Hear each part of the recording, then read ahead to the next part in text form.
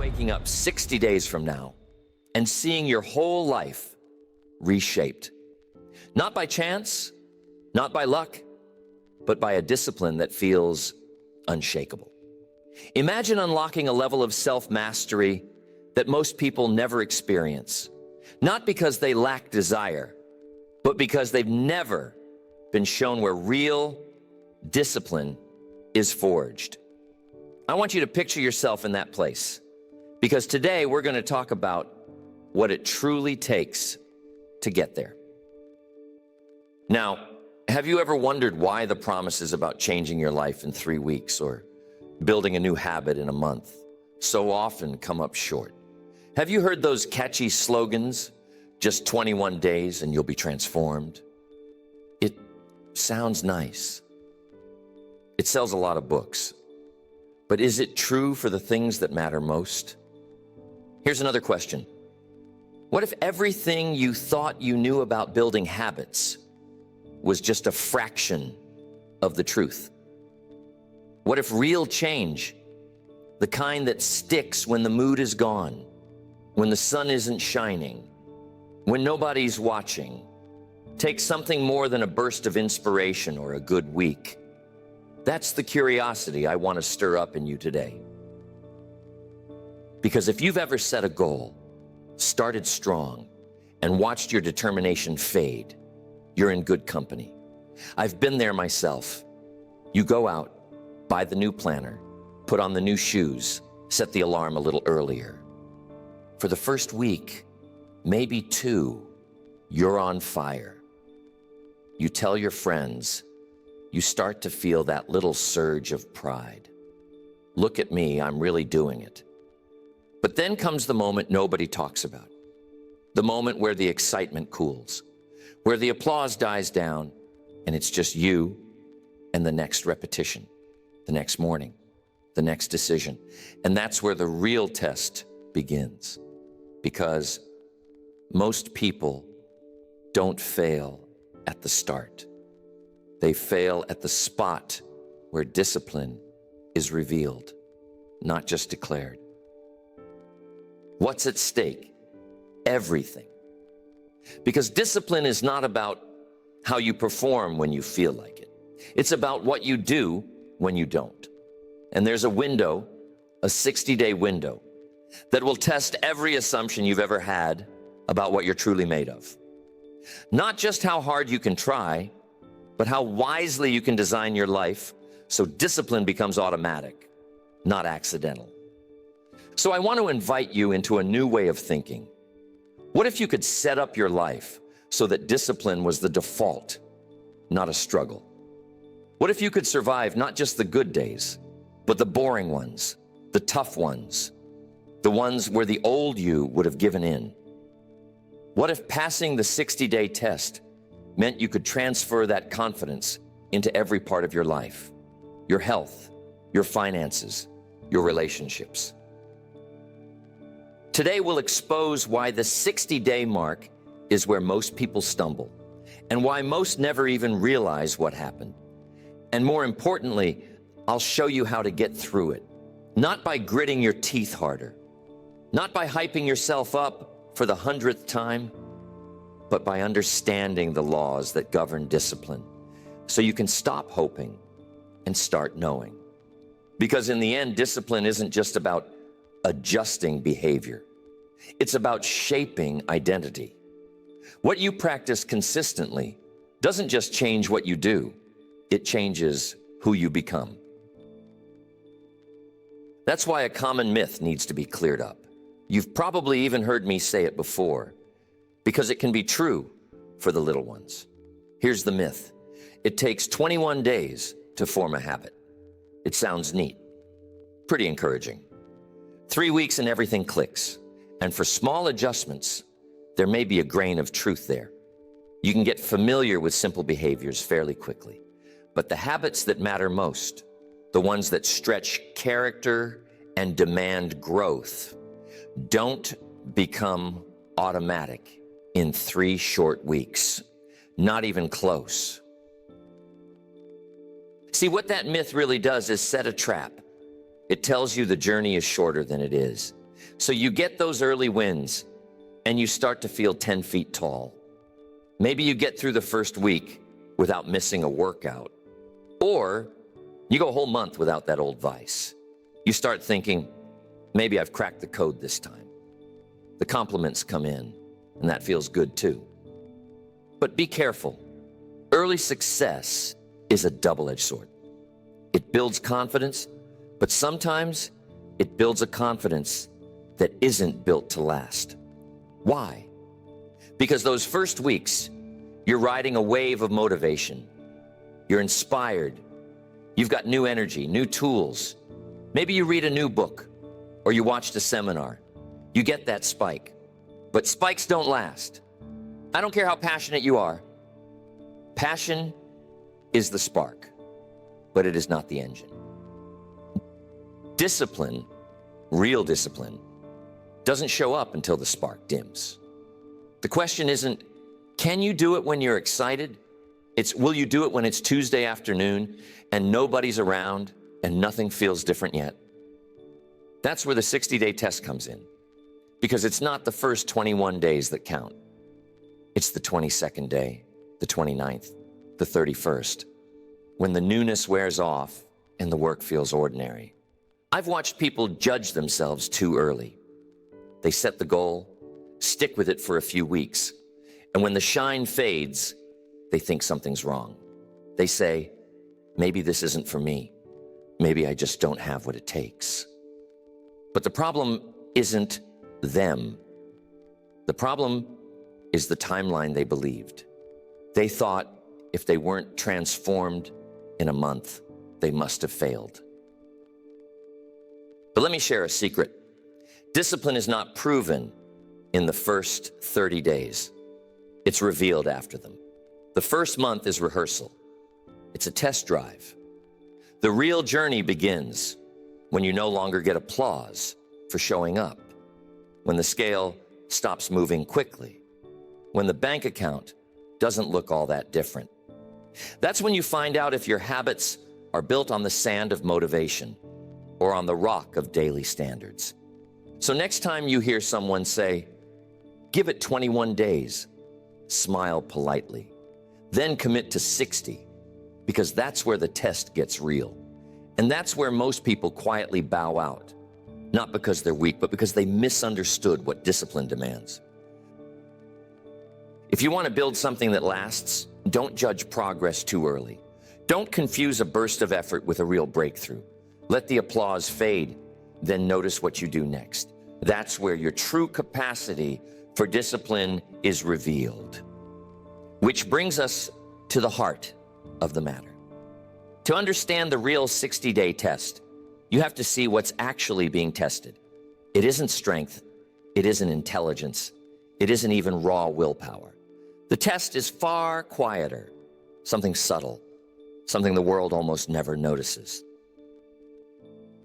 The first thing the 60-day test measures is your ability to be consistent when there's no emotional payoff. It's easy to keep showing up when you're getting results, when the scale drops every morning or the phone rings with a new opportunity. But what about when all you get is silence? What about when you're pouring your effort into the routine and nobody's clapping and nothing looks different? That's when most people begin to drift. They start negotiating with themselves. They ask if all this effort is really worth it. Second, the test is this. Can you keep showing up after the novelty dies? The beginning of any venture has a honeymoon period. New gym membership, new business, new relationship. It's all fireworks for a while. But eventually, the new car smell fades. The work becomes work. Now you're in a battle with boredom. And boredom is a strong opponent because it whispers that ordinary is a failure, when in reality, ordinary done well is what builds extraordinary. The third part, can you act without visible results? Think about a farmer. He plants the seed and waters the ground day after day. But for a long while, nothing shows above the soil. No praise, no harvest, not even a hint that something's happening. That's what the 60-day test asks. Will you keep tending the soil of your habits when there's nothing to show for it? Or will you walk away before the sprout breaks the surface? And here's another. Can you continue when no one is watching? When nobody is giving you a gold star? When nobody even knows you're still at it? That's integrity. That's character. It's easy to impress the crowd for a night. But who are you in the quiet behind closed doors? The 60-day test exposes the real answer. So, you see, the test isn't about how much effort you can muster. That's not the point. It's about who you become when the effort feels unrewarded. When you move from doing to being, it's about your identity under boredom, under the steady drumbeat of repetition, when the urge to seek novelty or quick victory grows loud. Most people never pass this test, not because they're lazy, but because they haven't reframed what's being measured. They think the test is about intensity, how hard they can push for a few weeks. But the real question is, who are you when things get quiet? Who are you when excitement is gone? And all you have left is your standard, your system, and your why. That's the crucible where discipline is forged. It's not a sprint, not a spectacle, but a slow, steady grind. When you look back after 60 days and realize you've become the person who shows up rain or shine, that's the true reward. That's when the habit becomes part of you, not just something you do. So when the urge to quit shows up, when the work feels dull and the excitement is gone, remember this: the test was never about excitement. It was always about consistency. Lighting the candle every day, regardless of mood or momentum, is what eventually fills the room with light. And this is exactly where most people fail. There's a specific stretch where discipline is quietly tested. Not at the beginning and not at the finish, but in the middle. I call it the drop-off zone. Somewhere between days 31 and 45, progress feels slower, results feel distant, and motivation stops cooperating. That's why so many start strong and fade early. Not because they couldn't continue, but because they misunderstood what this phase was meant to prove. It starts with enthusiasm. Enthusiasm is a wonderful thing. It gets you out of bed, helps you lace up your shoes, maybe even pushes you through that first month. But by the time you hit the halfway mark, the shine is gone. The crowd's gone home. The newness has vanished. And the only one left to keep you going is you. This is where the enthusiasm collapses. It's not that you don't care anymore.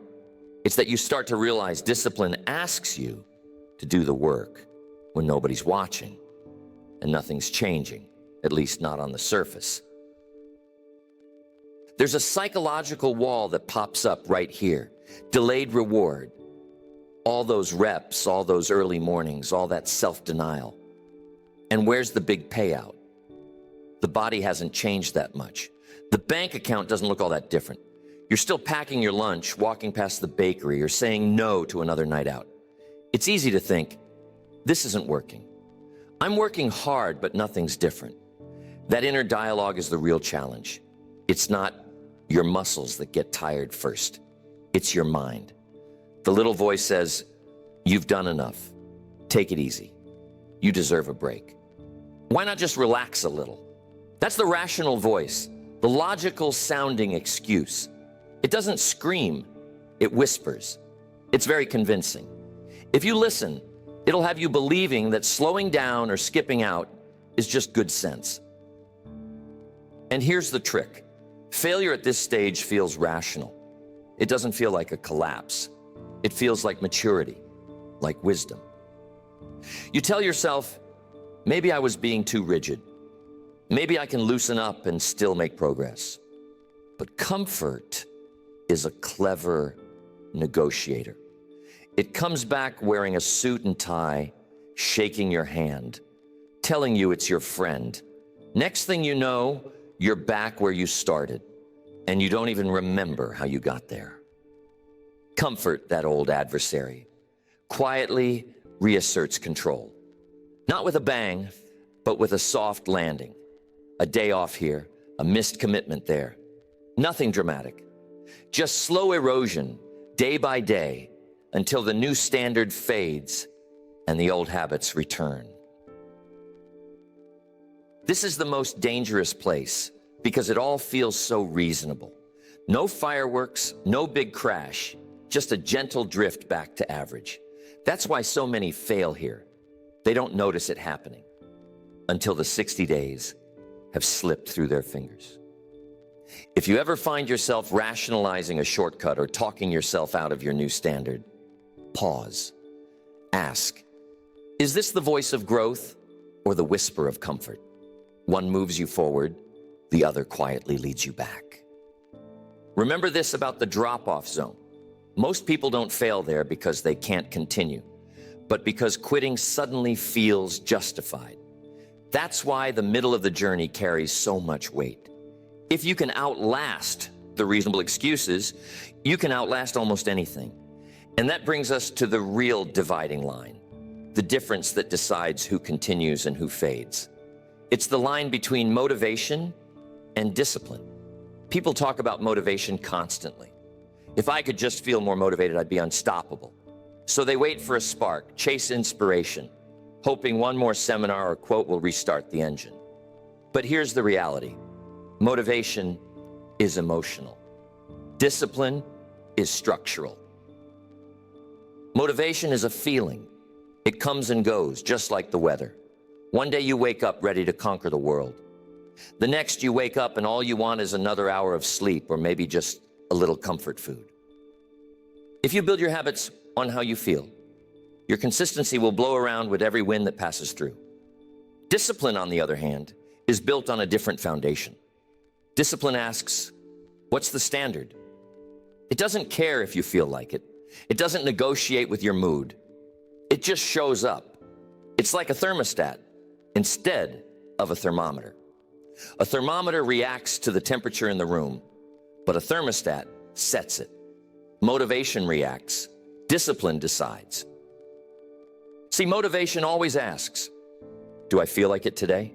It's a question that leads you straight into inconsistency. Some days the answer is yes. Many days it's no. But discipline never asks if you feel like it. It asks, what's the rule? What's the commitment? It's not about being perfect. It's about having a standard you refuse to drop. If you rely on mood, you guarantee inconsistency. If you wait for the perfect day, the easy day, the high energy day, you'll spend your life waiting. But when you set a standard, you remove the daily debate. No more inner negotiations, no more arguing with yourself in front of the gym or the notebook or the bank statement. The decision has already been made. That's what I mean when I say discipline replaces decision-making with rules. You don't have to wake up and choose whether to honor your commitment. You made the choice once, and now you just follow through. That's the secret of every high achiever I've ever met. They don't live by feelings. They live by standards. Now, am I saying you should never feel excited? Of course not. Enjoy motivation when it comes. Ride that wave. But don't count on it to build your future. Build your future on discipline, because discipline stays when motivation leaves. The next time you hear yourself ask, do I feel like it? Recognize that question for what it is, the voice of the old pattern. The old self negotiates. The new self doesn't. The new self asks a different question. What's the standard? And standards get results, regardless of mood, weather, or circumstance. That distinction leads directly into something most people misunderstand: the difference between goals and standards. Most people live by goals. I want to lose 10 pounds. I want to read 12 books. I want to save $1,000. Goals are useful. They provide direction. They give you something to aim at. But goals alone don't carry you across the gap. Standards are what build the bridge. goal is a target. It sits out there on the horizon and asks you to come closer. But a standard, that's a rule for your behavior. A standard says, this is who I am. This is how I do things. Not just when it's easy, not just when the stars line up, all the time. Standards don't ask for your permission. They don't care about the mood of the day. They set the expectation, and you rise or you fall to meet it. You see, goals expire, but standards compound. You reach a goal, and what happens? Maybe you celebrate for a day or two, maybe even a week. But after that, the old routines creep back in if you haven't raised your standard along with the achievement. The people who go far, the ones who live with excellence, they understand this secret. Every time you raise your standard, your life gets bigger. Every time you let your standard slip, your life shrinks just a little. Let me give you an example. Someone says, I work out when life allows. Well, life will rarely allow. Life's busy. Life's complicated. That's a goal with no teeth. But another person says, I don't miss. That's a standard. That's a rule. Now, does that mean perfection? Not at all. But it means there's a line in the sand. And every day you cross it, your identity gets stronger. Or maybe you've heard, I'll try. That's a goal language. It leaves room for exit, for excuse. But this is who I am. That's a standard. It says, I'm the kind of person who shows up even when I don't feel like it. And when you start to live from standards instead of goals, you stop wondering if you'll make progress. You start expecting it. Here's the principle. You don't rise to your goals. You fall to your standards. You don't achieve what you want. You achieve what you tolerate. So if your results aren't where you want them, check your standards, not your intentions. The magic of standards is that they're present tense, not future hope. They're the habits you live by today. They're the quiet decisions you make in the morning, the invisible boundaries you refuse to cross when nobody else would even notice. Standards are the discipline multiplier. You hold them long enough, and they start to multiply results in ways that surprise even you. So the next time you're tempted to write down a big goal, pause and ask a better question. What's the standard that makes this inevitable? Because real transformation doesn't live in what you want. It lives in what you're willing to require of yourself. And once standards are clear, another truth comes into focus, one that quietly governs behavior change. Environment beats willpower. Anyone who has tried to break a habit, build a new one, or redirect their life without changing their surroundings has learned this lesson the hard way. You see, we all like to think discipline is just about inner strength, that if we want it badly enough, we'll do it. But life doesn't work that way for most. If your environment stays hostile, your habits don't stand a chance. I've seen it over and over. A man promises to cut back on sweets, but his cupboards are still packed with cookies and candy. A woman vows to stop wasting evenings on television, but the remote is right there, calling her name every night. It isn't a lack of desire that trips them up, it's the setup. If you want to make discipline easier, don't just work harder, work smarter. Design friction against your bad habits. Make it a hassle to go back to the old ways. You want to eat healthier? Stock your kitchen with the good stuff. Make the treats hard to reach, or better yet, don't bring them home at all. You want to read more? Leave a book on the table where you usually sit instead of your phone. See, discipline isn't just about resisting temptation. It's about removing the choice altogether. The strongest people I know don't rely on endless self-control. They rely on systems, on design, on little tweaks that make the good behavior the easy option. They don't keep cookies in the house and brag about not eating them. They never bring them home, and there's nothing to resist. Success becomes the default option when you set up your life that way. You take the fight out of the process. You don't stand at the crossroads every night asking, should I or shouldn't I? You make one decision, one time, and you let your environment carry the rest of the weight. There's a rule here. If your environment stays the same, your behavior will always try to revert to the old pattern. It doesn't matter how many affirmations you tape to the mirror. If the fridge is still full of soda, if the workspace is still cluttered, if the people around you are all pushing in the opposite direction, you're pushing a boulder up a hill. So next time you want to build a new standard, start with your space. Set up your life so it works for you, not against you. Make it easier to do what's right and harder to do what's wrong. That's not weakness. That's wisdom. Discipline doesn't survive on hope. It responds to conditions. In the right environment, it grows stronger. In the wrong one, it quietly collapses. So don't rely on being tougher. Be more deliberate. Change what surrounds you, and behavior follows. That groundwork is what carries you into a lesser-known phase of the journey, the stretch from day 46 to day 60. Most people don't recognize it while they're in it, but something important begins to shift here. Discipline, once heavy and deliberate, starts to feel less forced. The daily resistance fades. What began as effort starts to settle into identity. There's a subtle transition from doing the discipline to becoming disciplined. At first, you have to remind yourself. You have to push. You have to talk yourself into getting up early, making the call, walking past the bakery, hitting the books, whatever it is for you. But somewhere in that final lap, the repetition starts to do its real work. The action is no longer just something you do. It becomes part of who you are.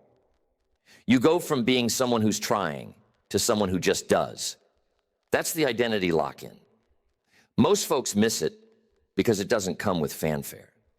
There's no big moment, no parade. It sneaks up on you.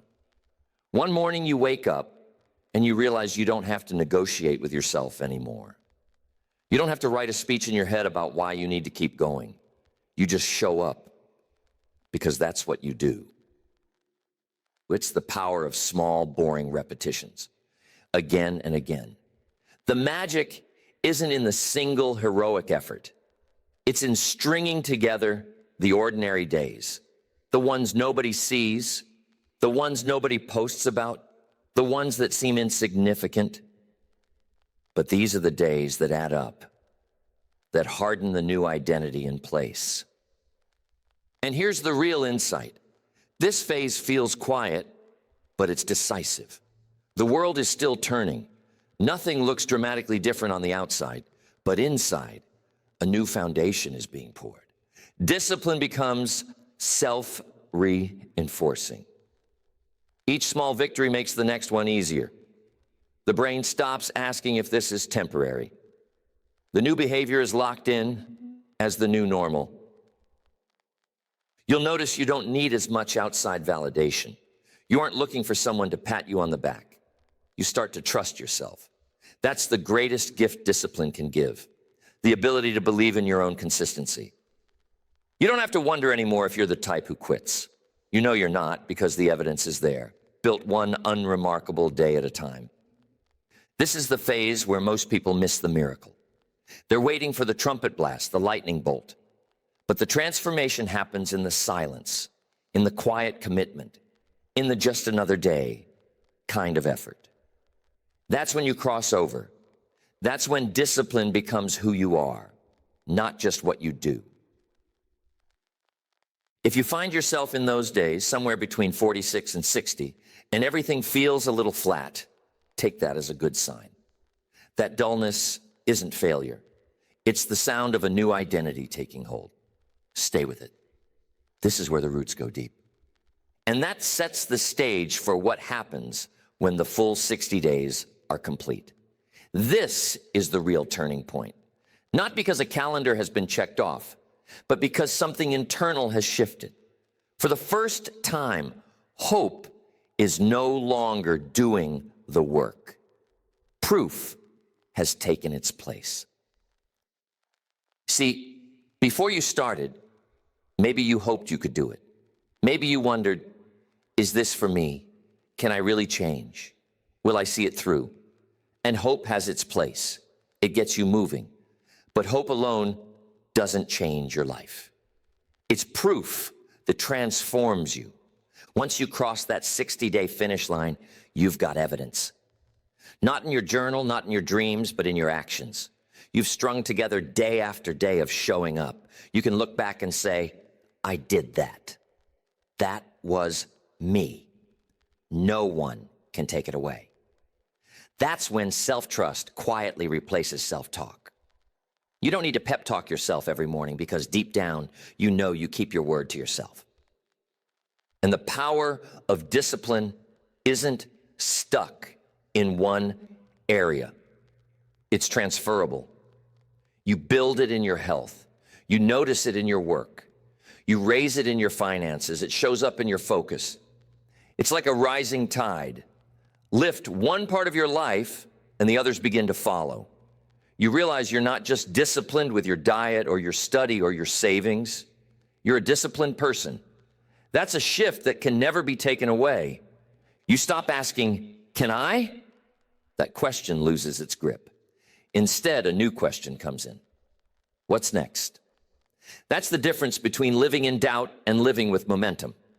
The horizon opens up. You move from wondering if you'll finish to planning what you'll conquer next. But don't think the reward is just in a number or a checkbox. It's deeper than that. The real result is confidence rooted in evidence, not emotion. You're not faking it, not hoping, not waiting for another wave of inspiration. You've built a bank account of trust with yourself, and every deposit makes the next task easier. Others may not see the quiet strength in your eyes, but you feel it. You carry yourself differently. You make promises to yourself and you keep them. You know the cost of discipline, and you also know its reward. Here's the real payoff. Once you've done it, even once, complete doubt never fully returns. You know it can be done because you've proven it. From that moment on, discipline stops being a story you tell yourself and becomes something you live day after day. And that's exactly why a certain mistake is so destructive. It steals more progress than outright failure ever could. I call it the anti-reset rule.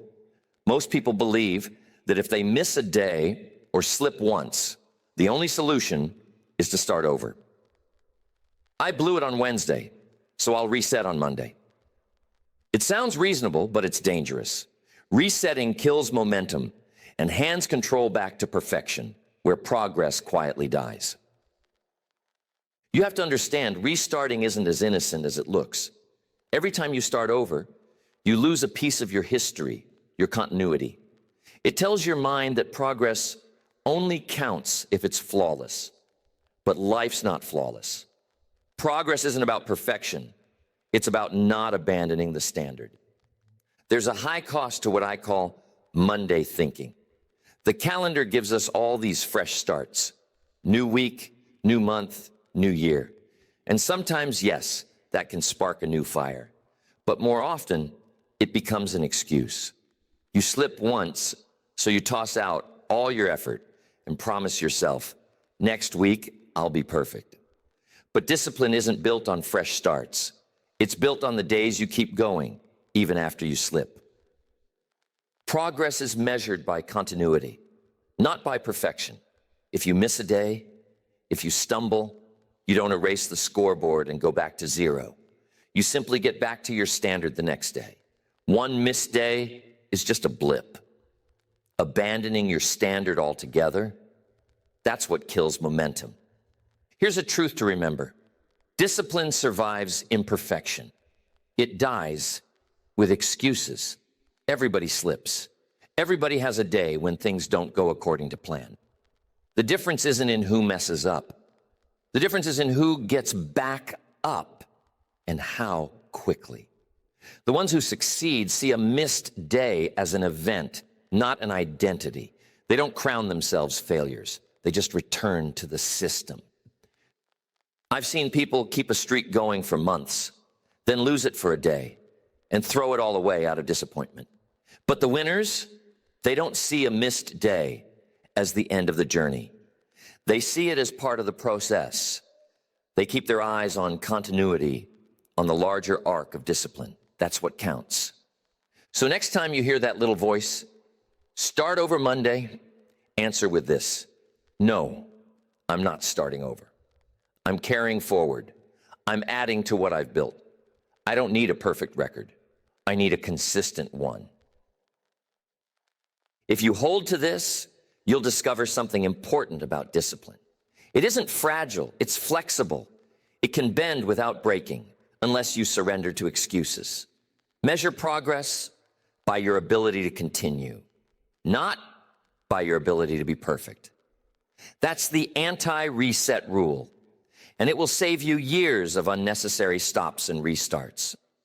With that foundation in place, it's time to step back and look at the larger arc. People talk about the long game for a reason. Real success is built over years, not weekends. The 60-day test fits into that picture as a filter, not a finish line. It proves you can sustain effort long enough for it to matter, but it isn't the end. It's simply the first true milestone on a much longer road. Most people, truth be told, never pass this test even once. They get stuck in the cycle of short bursts, quick resets, and chasing the next new thing. They're always at the starting gate, never at the finish. They taste the first days of change, but they never experience the deep rewards of disciplined identity. You want to know why most lives never shift in a lasting way? Because they don't stay in the game long enough for life to reward them. 60 days is more than a number.